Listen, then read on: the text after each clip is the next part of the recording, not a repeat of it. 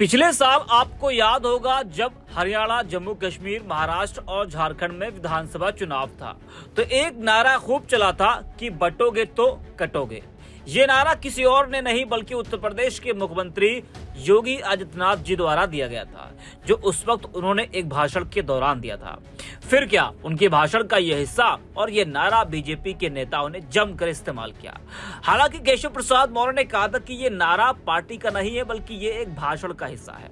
लेकिन जो भी हो, उस वक्त बीजेपी नेताओं ने जमकर इस नारे का सहारा लिया और कुछ राज्यों में जैसे हरियाणा और महाराष्ट्र में बीजेपी को इस नारे का फायदा भी मिला।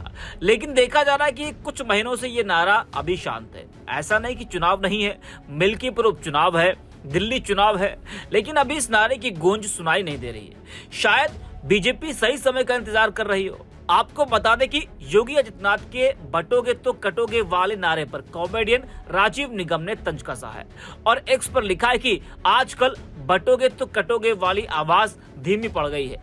इससे साफ होता है कि ये भी चुनावी नौटंकी ही थी। चुनावी लिस्ट से लोगों के नाम काट के यही लोग बांट देते हैं। तो कॉमेडियन राजीव निगम ने बड़ा हमला बोला है योगी आदित्यनाथ के इस नारे को लेकर और वो ये कह रहे हैं कि आजकल बटोगे तो कटोगे वाली आवाज धीमी पड़ गई है। आपको बता दें कि योगी आदित्यनाथ का बटोगे तो कटोगे वाला यह नारा पिछले साल हुए 4 राज्यों के विधानसभा चुनाव के दौरान दिया गया था। इस नारे का मकसद हिंदू मतदाताओं को एकजुट करना और उन्हें संदेश देना था। यह नारा बीजेपी की चुनावी रणनीति का हिस्सा था, जिसका उद्देश्य राज्य में हिंदू समुदाय को एक साथ लाकर उन्हें बीजेपी के पक्ष में लाना था। चुनावी माहौल को गर्म करने के लिए बीजेपी ने इस नारे का खूब इस्तेमाल किया था। हालांकि अभी मिल्कीपुर और दिल्ली में चुनाव है तो वहां भी इस नारे का इस्तेमाल बीजेपी कर सकती है, क्योंकि उसको लगता है कि इस नारे के जरिए वो हिंदू वोट बैंक को एकजुट कर सकती है। जरा आपको भी सुनाते कि योगी आदित्यनाथ उस वक्त किस तरह से अपने भाषणों में, अपनी रैलियों में इस नारे का इस्तेमाल कर रहे थे। जरा आप भी सुनिए। बहनों और भाइयों, राष्ट्र से बढ़कर के कुछ नहीं हो सकता, कुछ नहीं हो सकता। और राष्ट्र तब सशक्त होगा जब हम एक रहेंगे, नेक रहेंगे, तभी नेक रहेंगे। बटेंगे तो कटेंगे।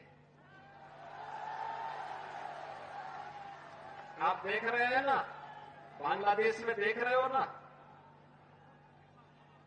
तो वो गलतियां यहां नहीं होनी चाहिए। बटेंगे तो कटेंगे, एक रहेंगे तो नेक रहेंगे, सुरक्षित रहेंगे और समृद्धि की पराकाष्ठा को पहुंचेंगे।